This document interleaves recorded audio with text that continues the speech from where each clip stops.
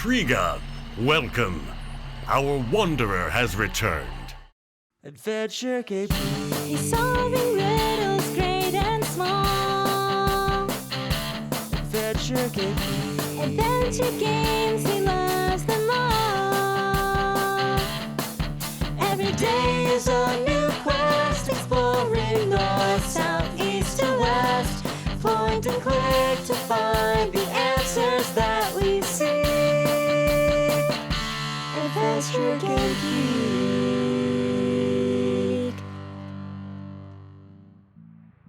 Hello there, fellow adventurers. Back in February of last year, I reviewed Schism Mysterious Journey. Now we're going to be looking at the sequel, Mysterious Journey 2, also known as Chameleon. According to the box, in this game, the mysterious journey continues, and we get to explore a fascinating land and discover its incredible secrets. Wow, it all sounds very mysterious, fascinating, and incredible. The game opens with what looks like a giant flying potato in space. Our character, whose name is Sengida by the way, wakes up from hypersleep not knowing where he is or how he got there. What the? Where am I? Fortunately, a hologram fills us in. Once, Sarpedon was a great world, green and fertile. Now, just one valley. A single valley remains, thanks to you. So, apparently, we're a traitor to our people and responsible for our world's destruction. Before we can find out more, however, the hologram is destroyed, and we decide to put on this freaky looking outfit and go exploring. As we'll find out, Sen's favourite phrase is, "Hello, can you hear me?" Hello. Can you hear me? Hello. Can you hear me? Hello. Can you hear me? Hello. Can you hear me? Well, some of these alien machines called companions can actually hear him, and Sen finds out he may not be a traitor after all. Did I betray my world? Am I a traitor? You betrayed our people to end the terrible war which ravaged our world. Yes, but it was the only way. You are no traitor, Sen. You are a great hero. Well, if Sen's a hero, he's going to need all his heroic courage to get through this game. Before long, we encounter our first puzzle, the first in a long series of puzzles that will test our mental skills as well as our patience to the max. This is one of those games where note-taking is essential.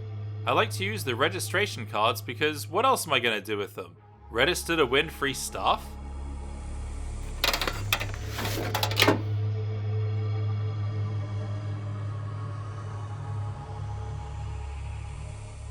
Oh, cool. A free copy of Night-Long Union City Conspiracy.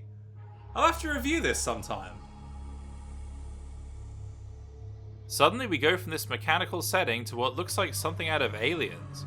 Here we have to rotate these pods to direct a laser beam to a specific spot that will open the way onwards. Every time I walk through these beams, I expect them to slice us in half. Anyway, this companion gives us what's called Chameleon tech, which of course allows us to turn into a chameleon, and we fly a shuttle down to the planet Sarpedon. As we come into land, we see these floating islands off the coast, which are in fact the living ships from Schism, just to remind us that this is the sequel, as we never hear any mention of Schism at all. More puzzles await us here, this time a couple of bridges that need to be set to the correct height so we can walk across. Alright, that was easy. Hey, why can't I cross? I can't walk over that little gap? You'll know when you've solved the puzzle correctly when it automatically backs you out of it. That's the moment when you breathe a sigh of relief and realize you spent the last hour shooting plasma from a plant gun to make plants grow. Crossing these bridges, we meet the two warring tribes that inhabit this planet. The Transai are followers of technology. They have similar fashion sense to you and funny names like Jimmy. I've been promoted to team leader. What a surprise, huh? Jimmy, a team leader at last. Congratulations, Jimmy. Yeah, congratulations, Jimmy. You don't happen to have a brother named Bimmy, do you? The Ansala, on the other hand, have a love for nature and look like they've been mutated by high doses of radioactive fertilizer. It's the age-old conflict between science and nature. Who will win? Let's watch this epic battle and find out.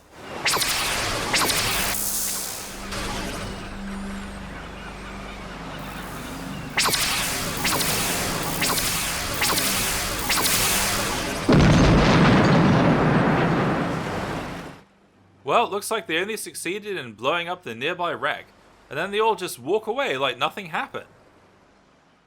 After yet another bridge puzzle, Sen meets a wise old sage called Arko, who takes a massive info dump on him and tells the whole history of the war between the Transai and Ansala.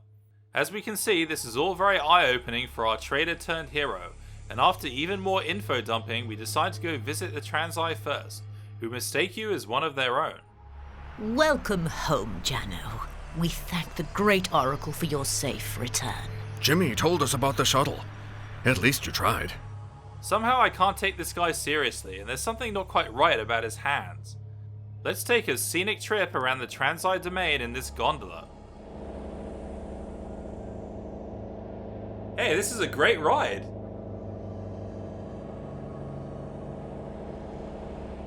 Alright, I've seen enough.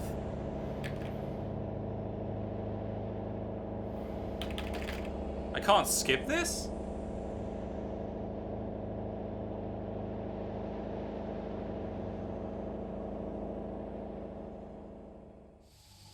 Eventually we reach this field of mist that hides a path that we need to walk around. If you take a wrong step though, you end up falling to the lower level and the path resets itself.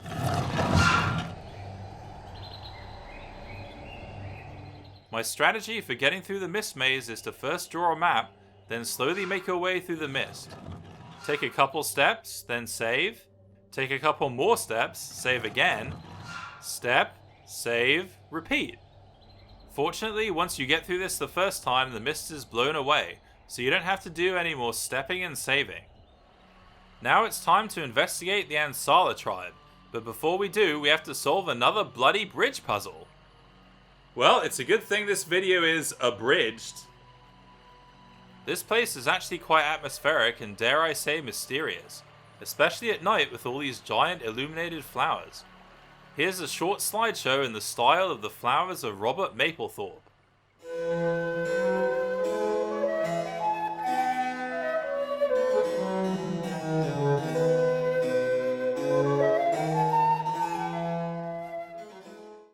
Of course, there are more puzzles to solve here, including one based on sound. And this one where you have to travel along these walkways in a certain order, but without any clear indication of the correct path to take. I wanted to know more about the Ansala culture, especially this place called the Hall of Heroes. Another thing that isn't fully explained are these ghosts called Amblades. The water garden beyond the town hides the way for making the most important journeys. The most important journeys? I wonder if that's also the most mysterious journeys. And now we come to the Windmill Bridge. Another bloody bridge puzzle. Once past the Windmill Bridge, there's no turning back, and we continue our journey solving the next puzzle. And then another puzzle. And another. In fact, it's easy to get so engrossed in solving all the puzzles that you don't really appreciate the scenery, which is actually quite picturesque. From the top of this tower, you can get an amazing view of the whole Transai Valley, which is almost worth all the effort it took to get here. But nice scenery does not a good adventure game make, and too many things are left unexplored. Towards the end of the game, there are some rooms that are either blocked off or don't have anything in them, even though we have to solve a puzzle in order to enter. Finally, we get to find out what's on the living ships from Schism we saw earlier, which is of course even more puzzles and the truth of what really happened here. They mind-wiped the population and imposed the false history of a global war. When the colonists awoke, each side thought the mind-wipe was a weapon used by the other side. Now Sen flies back to the potato ship to rescue his fellow conspirator Chameleon. I expect she'll be so excited and relieved to see us after all this time. Sen? I can't believe it. Is it really you? How did you find me? Tensa said such terrible things. What a touching reunion. After solving the endgame that involves the base numbering system, which I really didn't understand even though I've got a certificate in mathematics, we succeed in bringing the two warring tribes together. Hear us. We are the oracles. The fighting has ended. No more weapons. There is one tribe now, only one. The Transala. Transai and Sala. Transala. Peace and harmony is restored, and Sen and Shimei live happily ever after. Just the perfect ending, wouldn't you say? I think by now you can guess that this is not an adventure game. It's a puzzle game disguised as an adventure. If you look at good adventure games, they tie the locales and the puzzles together thematically, lending them coherence and internal logic and linking them to the game's or series' mythology. They immerse you in richly imagined settings and make you feel like you're really getting somewhere as you explore them. They let you unravel intriguing stories and meet memorable characters. Schism 2 offers almost none of that. In this game, they just give you stuff to solve for no reason. Yep, I couldn't have said it better myself.